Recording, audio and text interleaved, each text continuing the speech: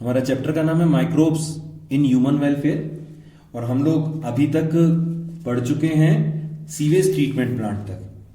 अब आता है बायोगैस प्लांट। तो बायोगैस प्लांट के बारे में पहला क्वेश्चन आता है, व्हाट इज बायोगैस? बायोगैस क्या होता है? The mixture of methane, hydrogen, carbon dioxide is called biogas. यानी बायोगैस के अंदर कितनी गैसेस होती हैं? 3 गैस होती हैं, methane, hydrogen and carbon dioxide, CO2। It is produced by anaerobic respiration of methanogen bacteria on dead organic material। ठीक है, यानी कि ये इसको कौन बनाता है? इसको मेथेनोजन बैक्टीरिया बनाते हैं। किस प्रोसेस से बनाते हैं? इसको एनएरोबिक रेस्पिरेशन से बनाते हैं और इस पर बेसिक जो मटेरियल होता है किस पर काम करके बनाते हैं? डेड ऑर्गेनिक मटेरियल, चाहे वो वेस्ट मटेरियल हो चाहे वो डेड ऑर्गेनिक मटेरियल हो, उस पर बनाते हैं। Biogas is inflammable due to methane and hydrogen. Biogas के अंदर क्या होती है? मीथेन होती है और हाइड्रोजन होती है, इसलिए वो क्या कर सकती है? अच्छी तरह जलती है। लेकिन ये अच्छी तरह जल नहीं पाती। अब एक तरफ तो कह रहे हैं कि जलती है, लेकिन एक अच्छी तरह जल नहीं पाती क्योंकि इसमें एक ऐसी गैस होती है जो कि गैस आग बुझाने का काम करती है और उस गैस का नाम है carbon dioxide. Biogas doesn't burn properly due to presence of carbon dioxide. समझ में आ गया? तो इस गैस के अंदर, बायोगैस के साथ परेशानी क्या है कि इसके अंदर क्या है? जलने वाली गैसेस भी हैं और जलने से रोकने वाली गैसेस भी हैं, इसलिए ये उतनी अच्छी तरह नहीं जलती। अगला आता है, व्हाट इज मेथेनोजन? मेथेनोजन क्या है? Methane producing bacteria are called methanogen. यानी मीथेन बनाने वाले बैक्टीरिया को हम कहते हैं मेथेनोजन कहते हैं। एग्जाम्पल, मेथेनोकोकस, मेथेनोबैक्टीरियम। 2 एग्जाम्पल हैं, मेथेनोकोकस बैक्टीरिया और मेथेनोबैक्टीरियम bacteria. These bacteria are found in marshy areas, therefore methane is called marsh gas। ये कि बैक्टीरिया कहां मिलते हैं? मार्शी एरिया में, कीचड़ दलदल वाले एरिया में मिलते हैं, इसीलिए मीथेन को मार्श गैस भी कहते हैं, मीथेन को। These bacteria are also found in rumen of ruminants and also found in their dung। These bacteria are absent in human excreta। मतलब ये बैक्टीरिया और कहां मिलते हैं? रूमिनेंट्स जो होते हैं, एक खास तरह के मैमल्स जो अपना जो कुडिंग करते हैं, पहले सारा का सारा खाना खा के पेट में भर लेते हैं और उसके बाद उसे धीरे धीरे वापस से मुंह में लाते हैं और उसे चबाते रहते हैं। ठीक है, जैसे गाय हो गई, भैंस हो गए या कैमल हो गए। ठीक है, ये जो है इनके अंदर, इनको रूमिनेंट कहते हैं और इनका पेट का नाम होता है, पेट के खास पार्ट का नाम होता है रूमन। क्या होता है? रूमन। तो उसमें मिलता है ये, ठीक है, और उनके डंग में भी मिलता है, लेकिन ये ह्यूमन एक्सक्रीटा में नहीं होता, ह्यूमन के फीकस में ये नहीं होता। Explain the structure of biogas plant. Biogas plant की स्ट्रक्चर की बात करते हैं। अब आप बुक में डायग्राम साथ में देख सकते हैं। बायोगैस प्लांट जो होता है, biogas plant is used to produce biogas commercially. यानी बायोगैस प्लांट क्या करता है? बायोगैस को कमर्शियली बनाता है। ठीक है, कमर्शियली प्रोडक्शन में करते हैं। It have 4 major units, 4 major parts. First is gas holder tank, जो सबसे ऊपर जो मेटल का टैंक होता है, भारी टैंक होता है, उसे गैस होल्डर टैंक कहते हैं। डाइजेस्टर टैंक, या जो जमीन के अंदर एक गहरा खड्डा होता है, उसे कहते हैं डाइजेस्टर टैंक। इनपुट यूनिट, जो काउडंग और वाटर डालने के लिए जो भी यूनिट होती है, जो भी सप्लाई होता है, उसको कहते हैं इनपुट यूनिट। और जहां से स्लरी या मेन्योर निकलता है, उस पॉइंट को बोलते हैं आउटपुट यूनिट। अब सबसे पहली बात करते हैं गैस होल्डर टैंक की। Gas holder tank, it's a large tank of metal which store biogas. This tank have a valve to release biogas. इस टैंक के ऊपर एक वॉल्व होता है जो बायोगैस को रिलीज करता है। Next is digester tank. Digester tank is underground tank in which water and dung get decomposed and produce biogas। यानी यहां पर किसका डिकम्पोजिशन होता है? वाटर और काउडंग का, या जो गोबर है उसका डिकम्पोजिशन होता है और बायोगैस बनती है। This biogas is store in the gas holder tank. ये बायोगैस कहां स्टोर होती है?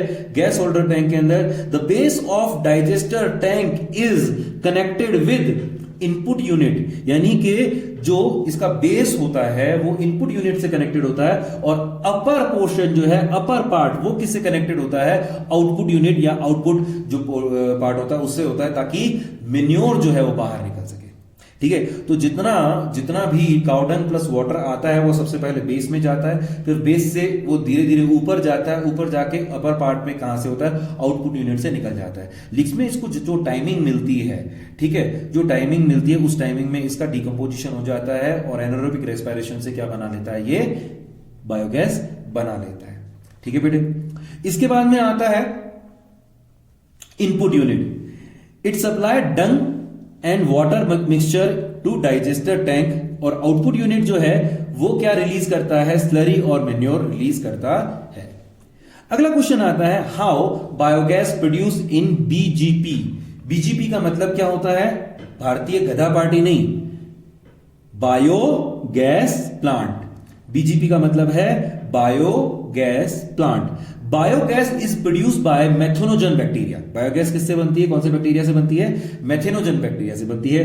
These bacteria convert simple biomolecule like starch और सेलोज इनटू मेथेन गैस। यानी ये बैक्टीरिया क्या करते हैं, मेथेनोजन बैक्टीरिया सिंपल बायोमोलिक्यूल्स को मीथेन गैस में बदल देते हैं by anaerobic respiration. Biogas plant also have decomposing bacteria which decompose the complex organic material to simple organic material for methanogens। अब यहां एक परेशानी आ गई कि मेथेनोजेंस किस पे काम करेंगे, सिंपल मटेरियल पे काम करेंगे, सिंपल बायोमोलिक्यूल्स पे काम करेंगे, जैसे स्टार्च पे, सेलुलोज पे। लेकिन प्लांट के अंदर या काउडंग के अंदर क्या होता है, कॉम्प्लेक्स बायोमोलिक्यूल्स भी होते हैं। तो बायोमोलिक्यूल बनाने के लिए, बायोगैस बनाने के लिए हमें कॉम्प्लेक्स बायोमोलिक्यूल को सिंपल में कन्वर्ट करना होगा और उसके बाद सिंपल को मेथेनोजन किस में बदल देंगे, बायोगैस में बदल देंगे, मिथेनोजन की जगह। Methanogen bacteria produce biogas. It is stored in the biogas plant gas holder tank. ठीक है, जो ये बायोगैस प्लांट है, बायोगैस के प्लांट में किस पार्ट में गैस स्टोर होती है, गैस होल्डर टैंक में। Next question is give the importance of biogas plant in the rural area. अब गांव के अंदर इसकी क्या इंपॉर्टेंस है, रूरल एरिया जो है, in rural area following condition are found which are more suitable for the BGP या बायोगैस प्लांट। ओके, तो गांव के अंदर क्या क्या कंडीशन होती हैं, लार्ज नंबर ऑफ कैटल्स। गांव के अंदर जो जानवर होते हैं वो बहुत ज्यादा क्वांटिटी में होते हैं। अब उससे क्या फायदा होगा, बहुत ज्यादा डंग पैदा होगा, काउ डंग, और वो बेस मटेरियल का काम करता है। Free land area, biogas plant के लिए बहुत बड़ा एरिया चाहिए होता है, कम से कम बहुत एक मैदान चाहिए होता है जिसमें क्या है, बायोगैस प्लांट लगाया जा सके। तो वो गांव के अंदर अवेलेबल हो जाता है, विलेजेस के अंदर अवेलेबल हो जाता है। Consumption of biogas for light and fuel. शहर के अंदर पेट्रोल जो गैस के सिलेंडर अवेलेबल होते हैं, इस वजह से शहर में जो सिटीज के अंदर क्या होता है, बायोगैस का इतना इंपॉर्टेंस नहीं है। लेकिन गांव के अंदर क्योंकि जो गैस सिलेंडर है उसकी जो अवेलेबिलिटी है उतनी अच्छी नहीं है, तो इसीलिए बायोगैस को हम लाइट के लिए और फ्यूल के लिए यूज कर सकते हैं। तीसरा जो मेन्योर बनता है बायोगैस से, वो बायोगैस प्लांट से बनता है, वो फील्ड्स के अंदर यूज हो सकता है। तो ये कुछ ऐसे पॉइंट है जो कि बायोगैस प्लांट्स को क्या करते हैं, गांवों के लिए बहुत ज्यादा सूटेबल बनाते हैं। In India biogas plant is developed by IARI and KVIC। IARI का फुल फॉर्म होता है इंडियन एग्रीकल्चर रिसर्च इंस्टीट्यूट और KVIC का मतलब होता है khadi and village industry commission. ये है आपका बायोगैस प्लांट। अगला है व्हाट इज पेस्ट। पेस्ट क्या होते हैं, pest are the organisms which harm human directly और इनडायरेक्टली। यानी ह्यूमन को डायरेक्टली और इनडायरेक्टली हार्म करने वाले ऑर्गेनिजम्स को हम क्या कहते हैं, पेस्ट कहते हैं। दीज ऑर्गेनिज्म डिस्ट्रॉय और स्पॉइल आवर रिसोर्सेज। यानी ये क्या करते हैं, ह्यूमन के रिसोर्स जो होते हैं, जैसे हमारे किसी भी तरह खाना हुआ, कपड़े हुए, उनको स्पॉइल करते हैं या खराब कर देते हैं। Example rats, insects, fungus, weeds. What are the pesticides? Pesticides are the chemical used to kill the pests. It have following types: insecticide, insect को मारने वाले; rodenticide, चूहों को मारने वाले; fungicide, fungus को खत्म करने वाले; herbicide और weedicide, weeds को खत्म करने वाले। Give the disadvantage of pesticides. Pesticides के disadvantage क्या क्या हैं? पहला पोल्यूशन। पेस्टिसाइड से पोल्यूशन होता है। पेस्टिसाइड क्या कॉज करता है? पोल्यूशन कॉज करता है। ये एक तरह के पोल्यूटेंट होते हैं। किल द यूजफुल ऑर्गेनिज्म, अब ये क्या है? हार्मफुल ऑर्गेनिज्म को तो मारेंगे ही मारेंगे, साथ साथ में यूजफुल ऑर्गेनिज्म को भी मार देंगे। एक्सपेंसिव, महंगे भी होते हैं। हार्मफुल फॉर ह्यूमन के लिए भी खतरा होता है। अगर इसे गलती से भी आपने इनटेक कर लिया तो ये आपको मार सकते हैं, और कभी कभी इसको लोग लेकर के जानबूझ के लेकर सुसाइड भी कर लेते हैं। टेम्परेरी सॉल्यूशन, इसके साथ ये परेशानी भी है कि एक वक्त के बाद में जितने भी इंसेक्ट्स हैं ये क्या करते हैं, इंसेक्टिसाइड के लिए क्या करते हैं, जो रेजिस्टेंस कैपेसिटी डेवलपमेंट कर लेते हैं, ओरिजिन ऑफ रेजिस्टेंस हो जाता है। सॉइल इनफर्टिलिटी, ये जितने भी पेस्टिसाइड्स हैं वो सभी के सभी सॉइल को इनफर्टिलिटी बढ़ाते हैं, सॉइल को इनफर्टाइल करते हैं। What do you mean bye biological control of paste? अब बायोलॉजिकल कंट्रोल ऑफ पेस्ट क्या होता है? ये क्या है? माइक्रोब्स का एक और यूज है, या लिविंग ऑर्गेनिज्म का एक और यूज है, ठीक है, पेस्ट को कंट्रोल में करने में। यूज ऑफ पैरासिटिक और predator habit of organism to control other organism और pest is called biological control of pest. यानी किसी भी पेस्ट को कंट्रोल करने के लिए हम किसी दूसरे ऑर्गेनिज्म की पैरासिटिक या प्रेडेटर हैबिट्स को क्या करें? यूज करें, तो उसे हम कहते हैं क्या? Biological control of paste. Biological control of paste require complete knowledge of life cycle, feeding habitat, parasitic and parasite of organism. मतलब कि अगर आपको बायोलॉजिकल कंट्रोल करना है तो आपको पेस्ट की फीडिंग हैबिट का पता होना चाहिए, उसका लाइफ साइकिल पता होना चाहिए, और उसके कौन कौन से पैरासाइट है वो पता होना चाहिए। Give the example of biological control of paste. अब इसका एग्जाम्पल देख लेते हैं। Control of mosquito larva by the dragon fly. Dragon fly mosquito के लार्वा को खाती है। अगर कहीं पे खूब सारे मच्छर हैं तो वहां हमें ड्रैगन फ्लाई छोड़ देनी चाहिए, वो सारे के सारे मच्छर के लार्वा को खा जाएगी, और मच्छरों का क्या होगा? मॉस्किटोज का जो पॉपुलेशन है वो कम रहेगी। दूसरा आता है control of mosquito larva by the gambusia fish. ये खास तरह की फिश है जो कि पानी में रहती है और मच्छर के लार्वा, फिर से मॉस्किटो के लार्वा को खाती है, तो मच्छर के लार्वा इसके खाने से कम हो जाएंगे और जो है मच्छर कम हो जाएंगे। Control of aphid by lady bug beetle. Lady bug beetle जो है वो एफिड्स को खाती है। एफिड क्या करते हैं? एफिड बहुत छोटे इंसेक्ट होते हैं जो कि क्या करते हैं? फसलों को नुकसान पहुंचाते हैं। तो उनको कौन खाता है? लेडी बग बीटल खाती है। उसको यूज करके हम एफिड को कंट्रोल कर सकते हैं। Control of caterpillar larva by bacillus thuringiensis. Bacillus thuringiensis या बैक्टीरियो बीटी, इसके बारे में हम बाद में बात करेंगे। फिर आता है कंट्रोल ऑफ इंसेक्ट बाय बैकिलोवायरस। बैकिलोवायरस को NHPV न्यूक्लियो पॉलीहेड्रल वायरस भी कहते हैं, जिनके बारे में हम बाद में बात करेंगे। Control of plant pathogen by Trichoderma fungi. एक खास तरह की फंगस है जो कि प्लांट पैथोजन को मारती है, तो वो भी कंट्रोल करती है किसको? प्लांट पैथोजन को। Next question is how BT bacteria, bacillus thuringiensis bacteria kill caterpillar. Bacillus thuringiensis bacteria caterpillar को कैसे मारता है? इसके लिए सिंपल सा है कि हम बैक्टीरिया के जो बीटी के जो स्पोर हैं वो पानी में मिला देते हैं, और पानी में मिलाने के बाद उसे कहां छिड़क देते हैं? उसे छिड़क देते हैं हम पौधे पे, प्लांट्स पे। जब कोई कैटरपिलर प्लांट को खाता है तो उसके साथ साथ में वो क्या खा लेगा? स्पोर को खा लेगा। अब होता क्या है? इन स्पोर से धीरे धीरे क्या निकलता है? खास तरह का प्रोटीन निकलता है बीटी बैक्टीरिया से। इस प्रोटीन का नाम होता है क्राई प्रोटीन। ये क्राई प्रोटीन प्रोटॉक्सिन होता है, मतलब रियल में टॉक्सिन नहीं होता, लेकिन जैसे ही ये एल्कलाइन मीडिया में जाता है तो ये क्या करता है? एक्टिव टॉक्सिन बन जाता है, जहर बन जाता है। क्राई अब इंसेक्ट के मिड गट में क्या होती है? एल्कलाइन मीडिया होता है, तो वहां जाकर क्राई प्रोटीन एक्टिव हो गया। एक्टिव होने के बाद में क्या करता है? ये जो मिडगट की वॉल है उसकी सेल मेम्ब्रेन की परमेबिलिटी चेंज करता है, जिससे पानी उसमें घुसने लगता है, और लगातार घुसते घुसते सेल फट जाती है। पानी की बहुत ज्यादा घुसने की वजह से सेल फट जाती है। सेल फटने से वहां छेद हो जाता है और इंसेक्ट का जो लार्वा है वो मर जाता है। हम ये बात पहले भी पढ़ चुके हैं, किसमें? बीटी प्लांट के अंदर। तो इस तरह से जो है बीटी बैक्टीरिया किसको मार रहा है?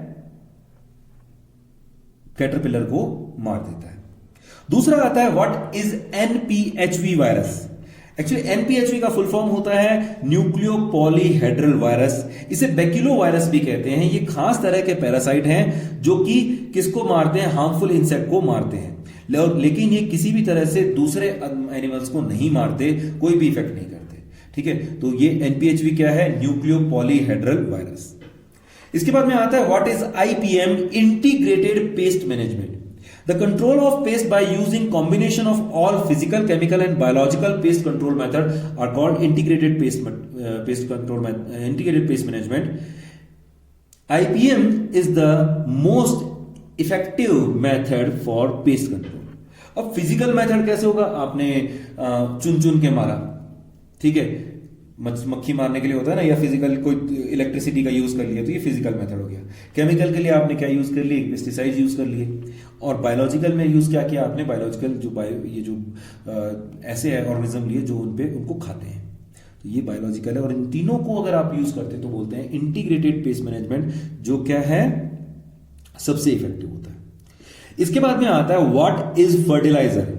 फर्टिलाइजर क्या होता है, ऑल द केमिकल सब्सटेंस। हाँ बेटू,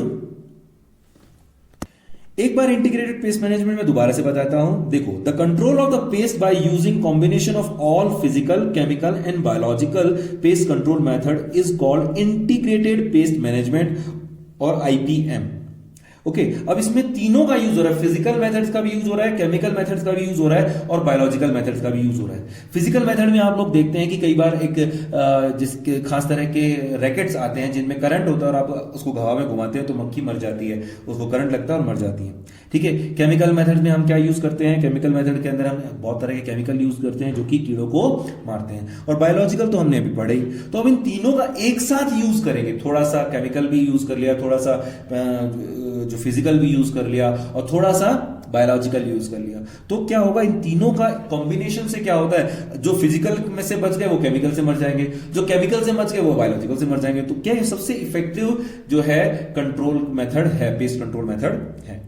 okay, now next question is what is fertiliser. Fertiliser का मतलब होता है ऑल द केमिकल सब्सटेंस और ऑर्गेनिज्म और material which increase the soil fertility by increasing nutrient in the soil is called fertilizer। ठीक है, यानी कि फर्टिलाइजर क्या है, केमिकल हो सकते हैं, केमिकल सब्सटेंस हो सकते हैं, ऑर्गेनिज्म हो सकते हैं, मटेरियल भी हो सकता है, विच इंक्रीज द सॉइल फर्टिलिटी, यानी इसका काम क्या है, सॉइल फर्टिलिटी को बढ़ाना। कैसे बढ़ाते हैं, इंक्रीज द न्यूट्रिएंट, ये न्यूट्रिएंट्स को बढ़ा करके सॉइल फर्टिलिटी को बढ़ाते हैं। ठीक है, ये तीन तरह के होते हैं, पहला मैन्योर, दूसरा केमिकल फर्टिलाइजर और तीसरा बायो फर्टिलाइजर। मैन्योर क्या होता है, डेड ऑर्गेनिक वेस्ट से बनता है। केमिकल फर्टिलाइजर केमिकल से बनते हैं और बायो फर्टिलाइजर ऑर्गेनिज्म होते हैं। What do you mean by chemical fertiliser, all the chemical which increase the soil fertility artificially is called chemical fertiliser. जैसे यूरिया, डीएपी, डायमोनियम फॉस्फेट्स बोलते हैं, ये इसमें आते हैं। इसके डीमेरिट्स क्या है, सॉइल पोल्यूशन करते हैं, वाटर पोल्यूशन करते हैं, एक्सपेंसिव भी होते हैं और अवेलेबिलिटी थोड़ी इसकी शॉर्टेज रहती है हमेशा।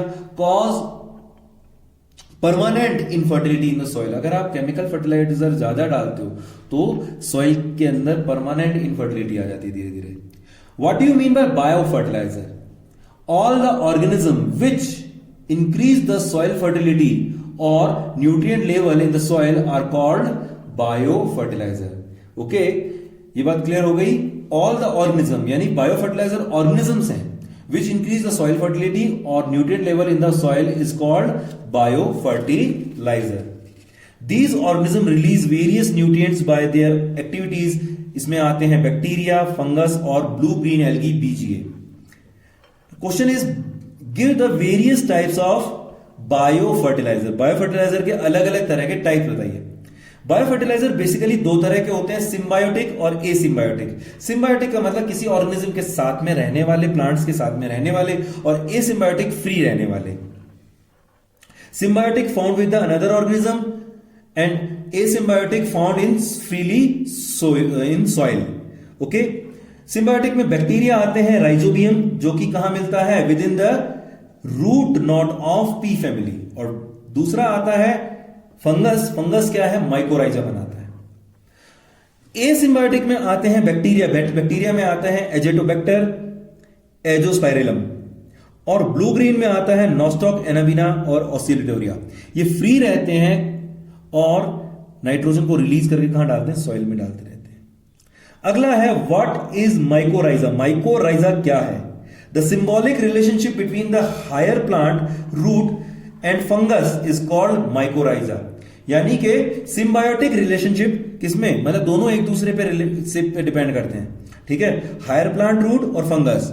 हायर प्लांट रूट से फंगस को क्या मिलता है? फूड मिलता है। और जो फंगस क्या करती है? फंगस बाहर से क्या एब्जॉर्ब करके देती है? वाटर और दूसरे न्यूट्रिएंट्स को एब्जॉर्ब करके दे देती है। अब ये क्या है? दो तरह के होते हैं माइकोराइजा, दो तरह के होते हैं। माइकोराइजा में जो भी फंगस यूज होती है उसे ग्लूमस जीन कहते हैं, ग्लूमस जीनस से बनती है। माइकोराइजा दो तरह की होती है, एक्टोमाइकोराइजा और एंडोमाइकोराइजा। एक्टोमाइकोराइजा जो होती है वो क्या करती है? बाहर क्या बनाती है? एक लेयर बना देती है, बाहर की साइड में उसका जो मेन माइसीलियम जो होता है बाहर होता है, जबकि एंडोमाइकोराइजा का मेन माइसीलियम अंदर होता है। बेटे next question is what is the merits of mycorrhiza. Mycorrhiza का फायदा क्या होता है? सबसे बड़ा फायदा तो ये होता है कि ये क्या करता है? प्लांट्स को पानी एब्जॉर्ब करके देता है जहां पानी नहीं है, ठीक है, वहां क्योंकि इन ऐसे प्लांट्स के पास में क्या नहीं होता? हेयर रूट्स नहीं, रूट हेयर्स नहीं होते, तो वो इसको पानी को एब्जॉर्ब करके देता है, वाटर को एब्जॉर्ब करके देता है। तो ये एक फायदा है, सबसे बड़ा फायदा। दूसरा, ये फास्फोरस के एब्जॉर्प्शन को बढ़ाता है, ठीक है। रूट जो हेयर्स होते हैं वो फास्फोरस को एब्जॉर्ब करते हैं लेकिन उतनी एफिशिएंसी से नहीं कर पाते। लेकिन ये जो है यानी कि माइकोराइजा में जो फंगस हाइफी होते हैं, फंगल पार्ट होते हैं, वो बहुत अच्छी तरह से क्या करते हैं? उसे एब्जॉर्ब कर लेते हैं, ठीक है बेटे। क्या ये बात समझ में आई आपको? तीसरा एक खास बात होती है, ये क्या करता है? जितने भी प्लांट के अंदर जो रूट के पैथोजन है उनकी एंट्री किससे होती है? रूट हेयर से होती है, ठीक है। लेकिन यहां पर तो रूट हेयर्स है ही नहीं। एब्जॉर्ब कौन कर रहा है? वाटर एब्जॉर्ब कौन कर रहा है? फंगल हाइफी, जो कि पैथोजन को अंदर जाने नहीं देते, इसीलिए रूट बोर्न पैथोजन इसके अंदर नहीं जा पाते। और एक खास बात है कि रूट जो हेयर होते हैं वो सलाइनिटी और ड्रॉट के लिए बहुत ज़्यादा सेंसिटिव होते हैं, ठीक है। अगर बहुत ज़्यादा नमकीन पानी आ गया, बहुत ज़्यादा इसमें जो है इस तरह का सूखा हो गया, तो क्या है, जो रूट हेयर्स हैं वो खत्म हो जाते हैं। लेकिन यहाँ पर तो रूट हेयर होते ही नहीं है, ठीक है। यहाँ पर क्या है? फंगल फिलामेंट होते हैं, तो वो क्या करते हैं? वो इसके लिए रेजिस्टेंस पैदा करते हैं। तो माइकोराइजा क्या करता है? फास्फोरस एब्जॉर्प्शन बढ़ाता है, फिर वाटर एब्जॉर्प्शन करता है, रूट पैथोजन को रोकता है, ड्रॉट्स को के लिए रेजिस्टेंस बनाता है, और सेलाइन वाटर के लिए भी रेजिस्टेंस पैदा करता है, ठीक है बेटे। क्लियर है? अब आता है राइजोबियम बैक्टीरिया, जिसके बारे में हम बात कर चुके हैं। What is the relation between rhizobium and root of pea? Rhizobium bacteria fix the atmospheric nitrogen into the organic form which is used by the pea plant as nutrient, and root of pea plant make food for rhizobium. So this is the, and next is what is the role of BGA, blue green algae? तो blue green algae क्या करते हैं? हमारे देश के किसान, जो Indian किसान हैं, वो क्या करते हैं? राइस फील्ड में डाल देते हैं, राइस फील्ड के अंदर ब्लू ग्रीन एल्गी डाल देते हैं। ब्लू ग्रीन एल्गी क्या करती है? एनवायरमेंट से नाइट्रोजन को लेती है और उसे क्या करती है? नाइट्रोजन के कंपाउंड में बदल के उस फील्ड में डाल देती है, जिससे उस फील्ड की क्या बढ़ जाती है? फर्टिलिटी बढ़ जाती है। तो यहां पर आपका ये लेसन खत्म होता है। That's all.